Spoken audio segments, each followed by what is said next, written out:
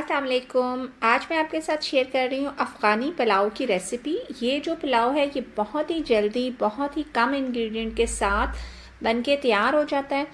और चलें जी recipe start करते हैं। यहाँ पे मैंने ली हैं 6 लौंगें और छोटी बड़ी मिला के 3 बड़ी इलायचियाँ, 6 छोटी इलायचियाँ, 1 टेबलस्पून ज़ीरे का और 1 टीस्पून मैंने ब्लैक पेपर ले ली हैं। इन सब मसालों को आपने ग्राइंडर में डाल के इनका एक फ़ाइन पाउडर बना लेना है। और इसका पाउडर बना के तो आपने इसको रख देना है एक साइड पे और फिर हमने स्टार्ट करनी है अपनी बाकी की कुकिंग। यहाँ मैंने 400 ग्राम जो है वो मटन ले लिया है और उसे प्रेशर कुकर में डाल दिया और साथ ही मैंने 2 कप पानी डाल दिए थे और 1 टेबलस्पून मैंने इसमें नमक डाल दिया और इसको कुक होने के लिए प्रेशर कुकर में रख दिया था और मुझे तकरीबन 10 मिनट लगे और जो ये मटन है वो अच्छे तरीके से टेंडर हो गया था। आप चाहें तो आप बीफ या फिर चिकन भी ले सकते हैं। और इसे गलाने के बाद मैंने जो है वो मटन को अलग कर दिया है और जो उसकी यखनी है उसको अलग कर दिया है। अब इनको रख दिया मैंने साइड पे और एक पैन में मैंने 2 टेबलस्पून जो है वो ऑयल डाल दिया।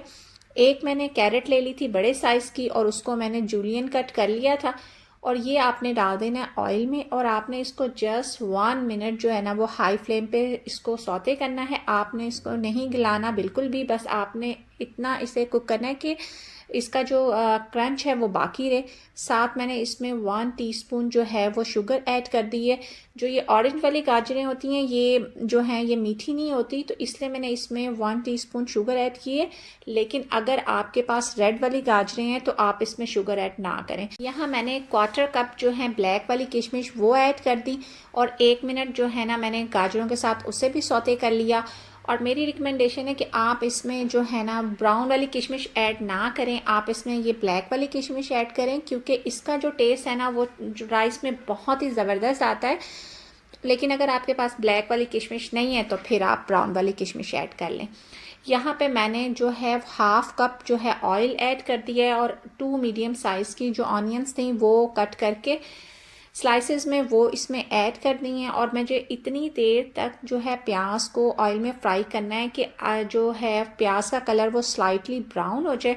और जब इसका कलर ब्राउन हो गया तो मैंने इसमें जो मैंने गोश्त गला के रखा था वो ऐड कर दिया। साथ में 1 टेबलस्पून मैंने इसमें अदरक और लहसुन का पेस्ट डाल दिया और जो है गोश्त की जो है भुनाई कर ली है मैंने अदरक लहसुन के पेस्ट के साथ।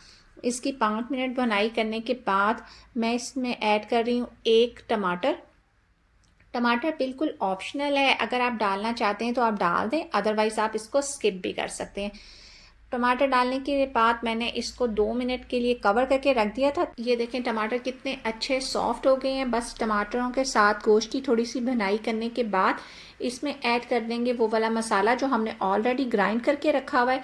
हाफ़ मसाला आपने यहाँ पे ऐड कर देना है और हाफ़ मसाला जो है वो हम ऐड करेंगे बाद में राइस के ऊपर। तो मसाले के साथ गोश्त की थोड़ी सी भुनाई करने के बाद इसमें हमने ऐड कर देनी है यखनी। और यखनी का ये हिसाब है कि मैंने गोश्त को गलाने के लिए उसमें 2 कप पानी ऐड किया था, लेकिन वो पकने के बाद 1.5 कप रह गया और मैंने 1.5 कप मज़ीद इसमें पानी और ऐड कर दिया है। तो ये टोटल 3 कप पानी है जो मैंने गोश्त में ऐड कर दी है। अब इसको उतनी देर तक वेट करना है जब तक इसमें बबल आना शुरू हो जाएं। और ये 2 कप ही राइस हैं, ये बासमती राइस हैं जो मैंने हाफ़ एन आवर पहले सोक करके रख दिए थे। और अब मैंने इसका पानी निकाल के तो इसको इसमें ऐड कर दिया है। 2 कप पानी 2 कप राइस थे और उसमें मैंने 3 कप यानी आप समझ लें पानी के ऐड किए और 1 टेबलस्पून इसमें मैंने सॉल्ट का ऐड कर दिया और 1 टेबलस्पून ही हमने पहले यखनी में सॉल्ट ऐड किया था। तो बस यहाँ पे जब पानी बिल्कुल ड्राई हो गया तो इसमें बाकी जो मसाला था वो ऐड कर दिया मैंने और साथ में जो हमने कैरेट्स और जो किशमिश हैं फ्राई करके रखी थी वो ऊपर से ऐड कर देनी है और इसको कवर करके हमने 15 मिनट के लिए दम पे रख देना है। और जी 15 मिनट के बाद देखें आपके जो ये अफ़गानी पुलाव है ये बन के रेडी है। ना तो इसमें कोई ज़्यादा मसाले यूज़ होते हैं और ना ही इसमें कोई ज़्यादा टाइम लगता है, लेकिन ये इतना ज़बरदस्त बन के तैयार होता है कि जब आप इसको एक बार ट्राई करेंगे तो आप बाकी पुलाव को तो भूल ही जाएंगे। और मुझे उम्मीद है कि ये जो पुलाव है ये आपको और आपके घर वालों को बहुत पसंद आने वाला है। आप इसको ज़रूर ट्राई करें और अगर आप इसको ट्राई करते हैं तो अपनी फ़ीडबैक मुझे ज़रूर दें। بس اس کے ساتھ ہی میں لیتی ہوں آپ سے اجازت، ملوں گی نیکسٹ ولاگ میں، تب تک کے لیے اللہ حافظ۔